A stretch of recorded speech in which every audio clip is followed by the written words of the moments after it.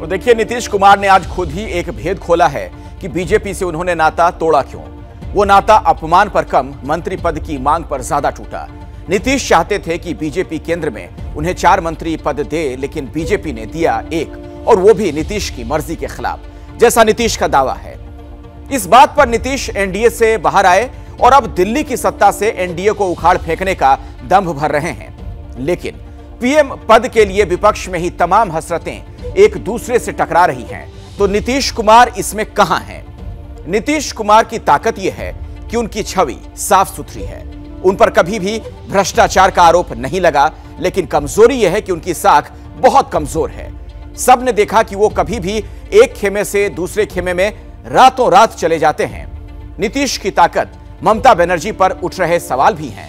ममता ने बंगाल में जीत की हैट्रिक लगाई तो पीएम पद की दावेदार हो गई, लेकिन उनके मंत्रियों पर लगे भ्रष्टाचार के गंभीर आरोप से उनकी दावेदारी कमजोर पड़ी है।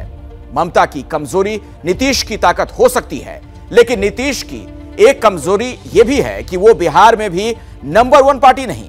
नीतीश के लिए अच्छी बात यह है कि विपक्ष की सबसे बड़ी पार्टी कांग्रेस के नेता सोनिया और राहुल से उनके अच्छे रिश्ते हैं, लेकिन कांग्रेस के नेता ही उनके पलटी मार स्वभाव पर सवाल उठा रहे हैं। इन दिक्कतों के बीच अहम सवाल यह है कि एक तो विपक्ष के लिए सीटें कहां से आएंगी, और दूसरा यह कि बीजेपी आज 1996 वाली नहीं है, जब वाजपेयी सरकार संयुक्त मोर्चा के सामने गिर गई थी। आप देखिए हमारी ये एक्सक्लूसिव रिपोर्ट।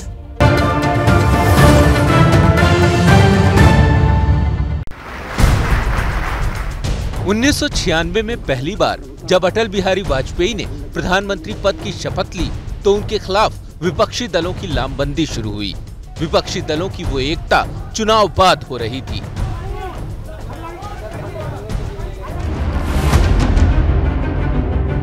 अब 2022 में आ जाइए। चुनाव में 2 साल की दूरी है, लेकिन प्रधानमंत्री नरेंद्र मोदी को रोकने के लिए विपक्षी दल एकता की दुहाई दे रहे हैं, मगर शर्तें भी लागू हैं, और शर्त यह है कि प्रधानमंत्री बनने की शर्त सारी पार्टियां लगा रही हैं।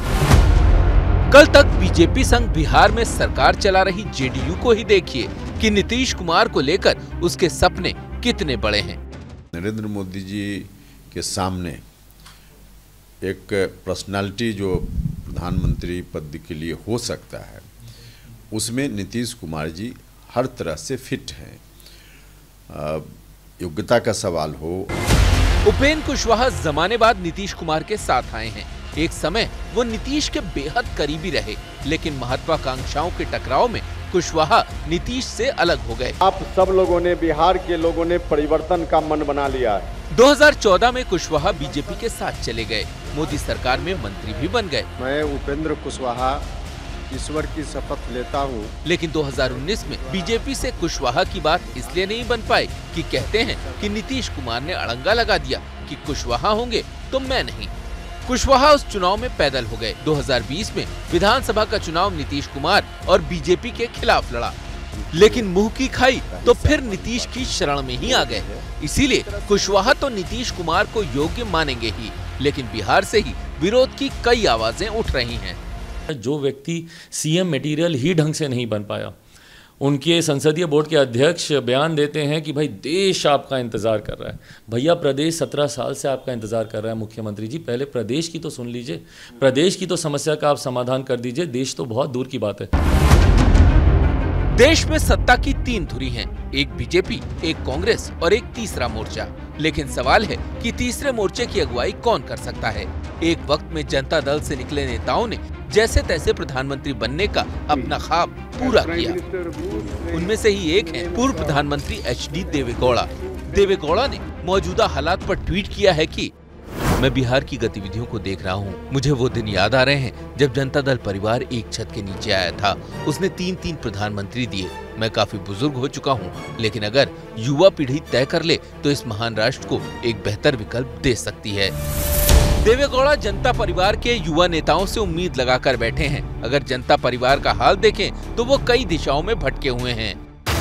बिहार में जेडीयू के नीतीश कुमार का तीर दिल्ली का किला फतेह करना चाहता है। वहीं आरजेडी के तेजस्वी यादव भी चाहते हैं कि नीतीश कुमार दिल्ली रुख करें तो बिहार की बादशाहत उनको मिले। बिहार में एलजेपी के चिराग पासवान तेजस्वी पर नरम है, लेकिन नीतीश पर गरम। यूपी में अखिलेश यादव विपक्षी एकता तो चाहते हैं, लेकिन नीतीश का नेतृत्व नहीं। वहीं ओडिशा में बीजेपी के नवीन पटनायक न काहू से दोस्ती न काहू से बैर वाली मुद्रा में हैं। अगर समाजवादी पार्टी के सांसद सबसे ज्यादा हैं, तो अखिलेश यादव जी क्यों नहीं प्राइम मिनिस्टर के कैंडिडेट हो सकते? उनका चेहरा, उनका व्यक्तित्व यकीनी तौर पर परफेक्ट है प्रधानमंत्री होने के लिए। गैर कांग्रेस, गैर बीजेपी सोच वाली ऐसी पार्टियां एकजुट है नहीं। अब अगर चंद महीनों के लिए एकजुट होंगी तो इनको जोड़ने वाली सीमेंट सत्ता की होगी, जैसा कि 1996 से 1998 तक हुआ, जब संयुक्त मोर्चा बना था।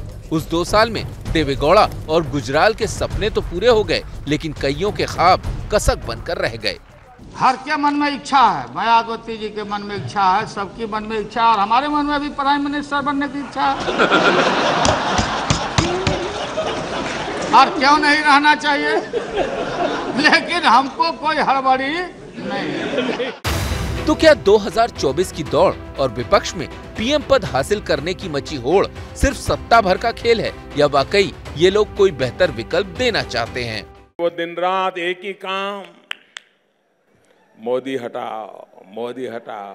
वे इकट्ठे हो रहे हैं मोदी को हटाने के लिए। बिहार की राजनीति में हलचल लाने वाले नीतीश कुमार अचानक दिल्ली के दावेदार तो हो गए, लेकिन बीजेपी चुटकी पे चुटकी ले रही है। 7 जन्म में क्या 49 जन्म भी लेंगे तो प्रधानमंत्री बनने वाले नहीं है। प्रधानमंत्री का पद आरक्षित है। तात्कालिक महत्वाकांक्षा के लिए वो भारत के प्रधानमंत्री के रूप में सपना देखने लगे, और उसके बाद जो परिस्थितियां बनी वो आपके सामने में है। क्योंकि भारतीय जनता पार्टी में प्रधानमंत्री के पद की कोई वैकेंसी नहीं है। वैसे सपने जब तक पूरे ना हो वो हसीन ही रहते हैं, किसी मुंगेरी लाल के ही क्यों ना हो। क्या मजबूरी है मेरी, बताइए। मैं अभी आपको बताती हूँ कि मैंने ओए होए होए होए नमकीन के चटकारे लेते हुए टकटकी मार के डिबेट शो को पॉज रिपीट कर कर के देख रहे हैं जोगिंदर जी। इनकी तरह आप भी देखें अपनी फेवरेट डिबेट्स को रिपीट कर, और डाउनलोड कीजिए एबीपी लाइव ऐप अपने स्मार्ट टीवी पर।